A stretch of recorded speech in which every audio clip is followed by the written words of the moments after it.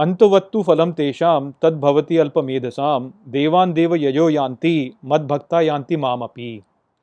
Hello friends. Friends, this is the 23rd shlok of the 7th chapter of Bhagavad Gita, and today we will understand this shlok in detail. So let's first go over its meaning. So the shlok says Antavattu phalam tesham, which means towards the end but their fruit, tad bhavati alpamedasam, which means there happens for those of short intelligence.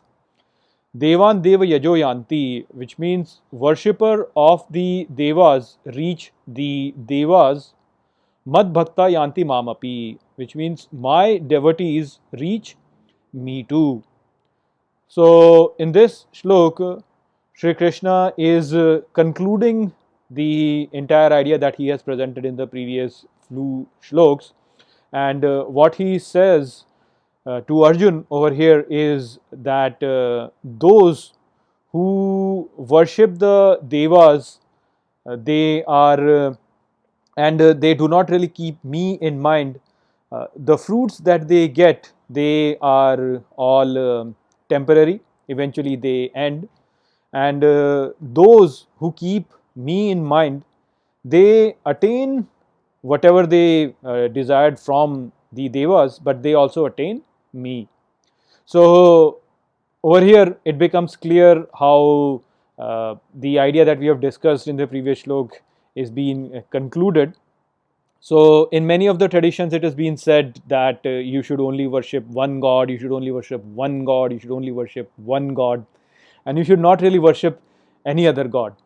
Now over here Sri Krishna is telling how you can worship different gods and eventually you will worship me also. So the important point that has to be focused over here is the mamapi, the last word where he's saying me too. Mamapi means me too. So he's saying that when you worship other gods, but you keep me in mind, then you attain whatever you wanted from those devas, from those gods, and you also obtain me. But if you only worship them, then whatever you attain is only related to them, and that is temporary. So when we worship only money, we only get money, we do not get the ultimate, and so that money basically is lost after some time. When we worship only dance, then we only get dance, and dances go out of fashion. So you attain that dance, but you do not really attain the ultimate. But if you dance for the ultimate, then you get the ultimate also. So that is what Sri Krishna is saying over here, that when you worship the lower devas, but you worship them only by themselves, then you attain them, and that is temporary. But if you worship them with me in mind, then you attain me also, and I am eternal. So you attain me, so you attain the eternal. So this does not really mean that we should not worship those lower deities. We have to worship those lower deities also, but we have to worship them with an understanding that the ultimate is behind them. Whatever you attain in life, you should have an understanding that you attained it through the ultimate, and so you attain that lower thing also, and you attain the ultimate also.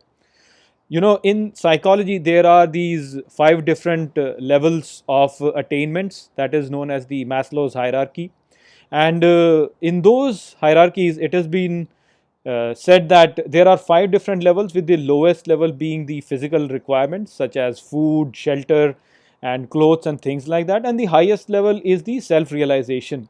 And what psychologists say is that in order to attain a higher level, you have to first attain the lower level.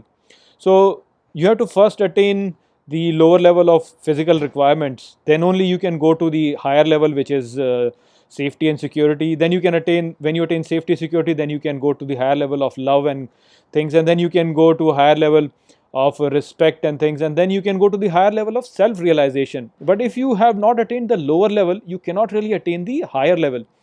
So a person who has not really attained the lower level of physical needs, which is food, how can he think about the higher levels of Atman and Brahman? So you have to attain these lower levels, and so you have to worship the lower deities. But if you were to only limit yourselves to those lower deities and you were to only focus on them, that is where the problem lies. So you should worship these lower levels. You have to worship these lower levels. You have to earn money to live a comfortable life. Only then will you be able to attain Atma and Brahm. Without attaining these lower levels, you cannot really attain the higher levels. So you have to worship these lower levels, but you have to understand that all these lower levels I am attaining from the ultimate, and eventually I have to rise up and up and up and reach the ultimate. So you attain your physical needs, then you attain safety, then you attain your love and compassion, and you become generous. Then you attain the respect, and then you attain self realization. So when a person worships these lower deities with a motivation to rise above all these levels and attain the ultimate, then he will attain all these things. He will attain money also, he will attain physical needs also, he will attain love, he will attain respect, and he'll attain self realization. That is what Sri Krishna is saying over here. That the all these lower things, they are limited and they are temporary. Uh, so when a person limits himself to just these lower levels, then he runs into a problem, because then he becomes susceptible to the momentariness of the life. But when he attains these things while keeping me in mind, then he attains me also. Then he attains me too, and that is how he attains the ultimate. But to attain the ultimate, these lower levels have to be fulfilled. So a person has to worship these lower deities also, but worship them with a mindset wherein he's saying that I am attaining this, and then I'll raise myself above and above to attain myself, but attain the self realization, which is Sri Krishna in himself. So I hope that I have explained this shlok well to you. With that, I'll close this video. I will see you all in the next video. Take care.